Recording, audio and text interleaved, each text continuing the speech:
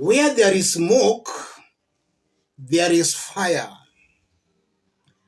I want us to listen to a news item captured by NTV, for it's going to inform the basis of our analysis right now. Be that as it may, there are other questions regarding circumstances before and during the accident.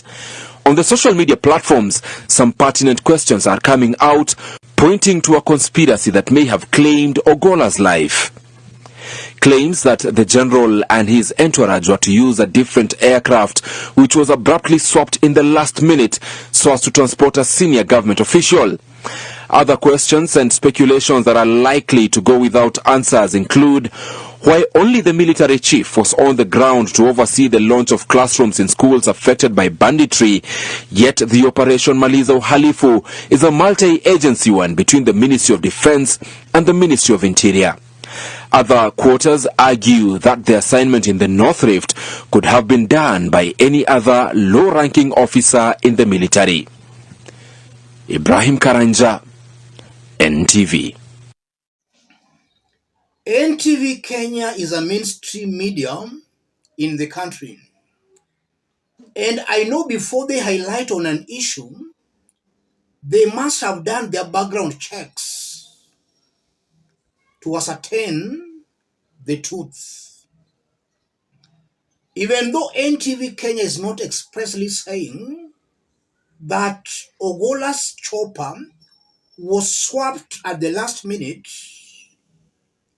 they have passed the message home, and I won't be wrong to conclude that NTV is just saying that it's highly possible that OGOLLA'S chopper was swapped at the last minute.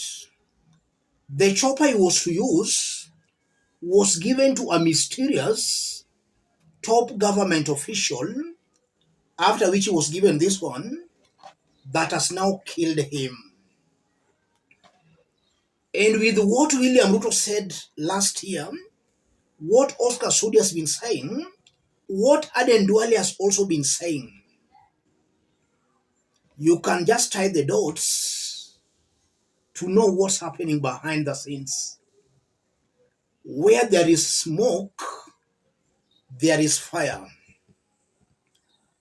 Let's dig deep into this, ladies and gentlemen.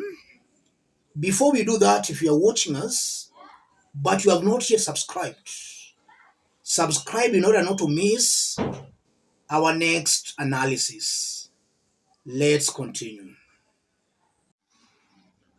Oscar Sudi is on record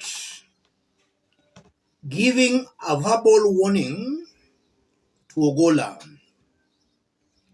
Ruto also last year shocked the whole nation when he said Ogolla tried overturning his win. And Ruto made it very clear that he called Ogolla and reminded him. So I just don't know, Ruto called Ogolla and started arguing with Ogolla that, you know, you wanted to overturn my win. I'm just trying to imagine the situation, how it was. Ruto calling Ogolla and confronting him.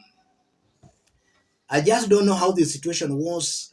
I don't know whether at that moment Ruto gave some threats. I don't know. In October 2022, K24 Digital captured this story. Duale says Ruto to deal with the senior KDF officer accused of forcing Chebukati to moderate presidential election. That was October. And then there is also this story that we've highlighted in our previous videos. There is this person called Rono Tula. 7 April 2023, that was last year. Francis Ogolla will die on April 2024. I'm not a prophet, but it will happen. This Rono Tula predicted that Ogolla was to die in April, and that has happened. This Ron Otula, in my honest opinion, comes out as a pseudo account. It might be some powerful government officials using this pseudo account. So far, this post has been deleted. So some people somewhere knew Ogolla was to die in April, and indeed he has died in April. If you tie all these dots, ladies and gentlemen, they all point to one direction. Ogolla's death was not a natural accident. It might have been well planned by some top powerful individuals in Kenya Kwanza government. And if only our laws were working as they should, and if only our institutions were independent, William Ruto should be the first person of interest to be asked some tough questions. And I'm saying that because of the remarks he made that Ogolla wanted to overturn his win. Ruto also confirmed that most of his allies never wanted him to pick Ogolla. So it's clear Ogolla might have had some enemies, powerful enemies in the government. Ruto should be called and should be questioned. He should shed more light on these allies who are discouraging him from picking Ogolla as the CDF. Oscar Sudi, another close Ruto ally, should also be questioned. He's on record giving some verbal warnings to Ogolla. He should be questioned. Aden Duale should also be questioned. And I think we are a country governed by the rule of law. We can't just have people issuing some threats and then we assume everything is just normal. Things are not normal. A human life is sacrosanct, sacred. Only God is allowed to take away a human's life. And just as I've been saying, all this boils down to integrity. Are these leaders in Kenya Kwanza fit holding public offices? How many people will we lose for Kenyans to say enough is enough? That new revelation by NTV has brought a very interesting dynamic to the whole thing. And now it reinforces this notion that there was a foul play. It reinforces that notion. And just as I've said, where there is smoke, there is fire. Let me stop it there, ladies and gentlemen.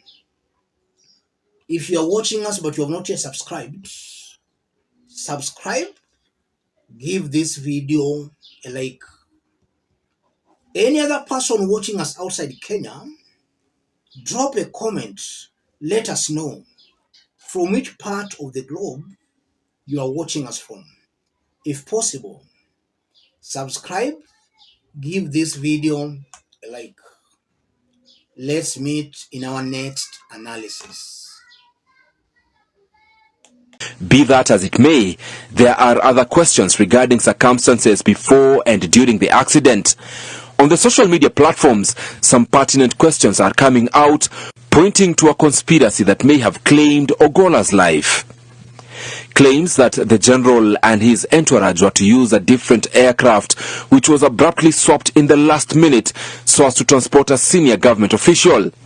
Other questions and speculations that are likely to go without answers include why only the military chief was on the ground to oversee the launch of classrooms in schools affected by banditry, yet the Operation Maliza Uhalifu is a multi-agency one between the Ministry of Defense and the Ministry of Interior.